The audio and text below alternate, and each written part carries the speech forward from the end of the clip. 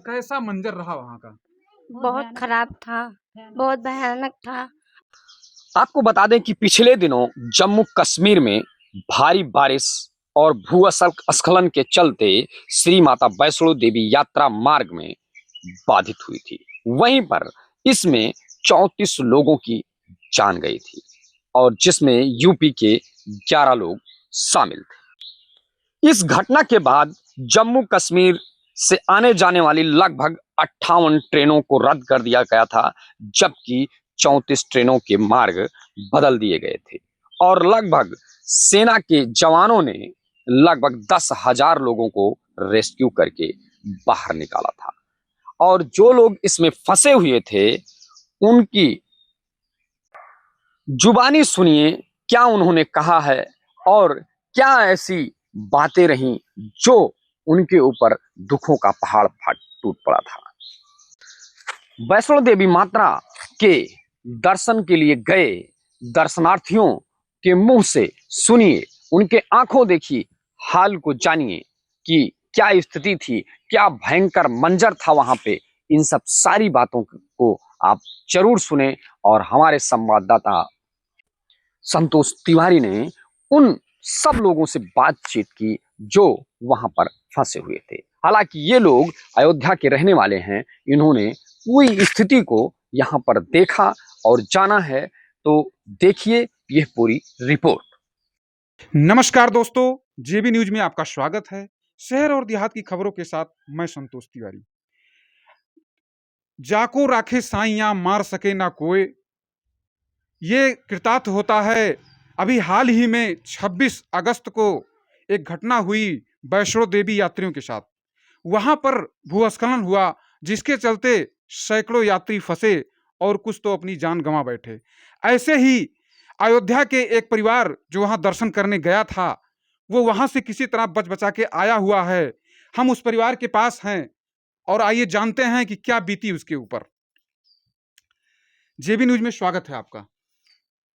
Sir, मैं वैष्णो देवी माता जी का दर्शन करने गया। वहाँ पे 26 तारीख मंगलवार को गए थे। अच्छा। इतनी समस्या, आंधी तूफान बारिश के कारण हम लोग बहुत परेशान हो गए। इसके बाद भैरव बाबा दर्शन किए, हुआ कि पत्थर खिसक जाएगा पहाड़, क्योंकि हमको बोला कि मतलब 1.5 घंटे में आप लोग नीचे उतर जाइए, नहीं तो गड़बड़ हो जाएगा। तो हम लोग भागते भागते आए। किसी भी तरीके से 10 लोग थे, बच्चे, हमारी सिस्टर, हमारी वाइफ। दिलीप गुप्ता जी, एक सवाल। आप जब दर्शन करने जा रहे थे, ये घटना जब मंगलवार को हुई है शाम को, उस समय आप कहाँ पे थे? उस समय हम अर्धकुमारी के पास थे, जिससे मतलब 1 किलोमीटर पहले ही थे। 1 वहाँ पे किलोमीटर पहले थे। हाँ, वहाँ पे अनाउंस हुआ कि आप यात्रीगण जहाँ पर भी हैं, वहीं पर सुरक्षित रहिए, कहीं पे भागना नहीं। सारे रास्ते ब्लॉक कर दिए गए हैं, वहाँ से आप कहीं जा नहीं सकते। आपको प्रशासन व्यवस्था मिलेगी, आप थोड़ा-सा धैर्य रखिए कि आप अभी आपको कहीं नहीं जाना है। सब कुछ मिलेगा आपको दाएँ उपाय। इसके बाद में 3-4 घंटे के बाद कोई रास्ता प्रशासन की तरफ से देखा गया, खोला गया, उसी रास्ते से हम लोग आए। बहुत दूर का रास्ता था, बहुत समस्याएँ झेले परिवार के साथ, और ये है कि प्रशासन की वजह से हम लोग हाँ, आए। ये बताइए कि जब भूस्खलन हुआ, ऐसे में आप 1 किलोमीटर पहले थे, ऐसे में जब आप लोगों को रोक दिया गया, तो कितनी की टोली थी आपकी? हमारी कटोरी करीब, वहाँ हम लोग तो 10 थे, अच्छा, लेकिन परिवार सहित 10 थे। हाँ, परिवार सहित 10 लोग थे। सारे लोग इकट्ठा थे? सब लोग इकट्ठे ही थे, सब उस समय इकट्ठे ही हो गए थे। लेकिन हम लोग को अब ऐसा लगा कि अब लोग हम जा ही नहीं पाएँगे। सब माता जी की कृपा थी, जो कि हम लोग बच बचा के वहाँ से यहाँ तक आ चुके हैं। और बाकी बाकी बहुत समस्याएँ थी, लेकिन हम लोग को रोना पड़ा। सब लोग, बच्चे, वाइफ़, हमारी सिस्टर, सब लोग रोने लगे कि अब क्या होगा, हम लोग तो जा ही नहीं पाएँगे। लेकिन सब माता जी की कृपा थी ऐसी कि हम लोग वहाँ से भी अच्छे-अच्छे 3-4 घंटे के बाद किसी रास्ते से निकाले गए। दिलीप जी, सरकार की क्या व्यवस्था रही वहाँ? सरकार की भी व्यवस्था थी, थोड़ी अच्छी व्यवस्था थी उनकी भी। अच्छा। हाँ, थोड़ा तो समय लगा, 2-4 घंटे के बाद उनकी अर्थव्यवस्था सही हुई। सब लोग आने लगे, सबको पूछने लगे, एम्बुलेंस वगैरह। बेटा, आप बता रही हैं जिस हिसाब से, उस हिसाब से ऐसा लग रहा है कि वो जीवन की अंतिम क्षण था और इसमें आपने अपने परिवार वालों को किस तरह से संभाला, पहली बार गई थी मैं। और ये दैवीय आपदा थी। आप कितनी बार यात्रा कर चुके हैं? जी, हमारा पहला यात्रा था, हमारे बच्चों का हमारा पहला यात्रा था, हमारी भाभी की भी पहली यात्रा थी। अच्छा, अच्छा। और जितने भी हमारे ग्रुप में लेडीज़ थी, सबकी पहली यात्रा थी, जेंट्स की दूसरी यात्रा थी और बड़े जेंट्सों की तीसरी चौथी यात्रा थी। जी, जी।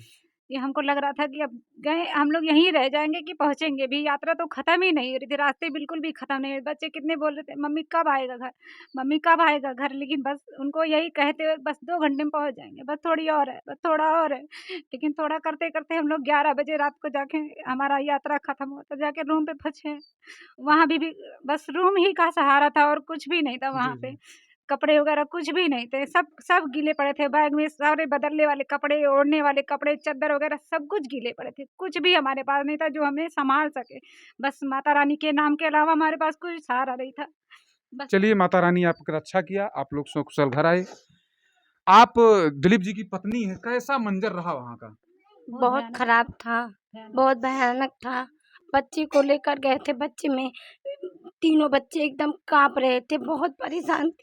छोटी बच्ची थी मेरी, उसको जब लग रहा था कि वो बचेगी ही नहीं।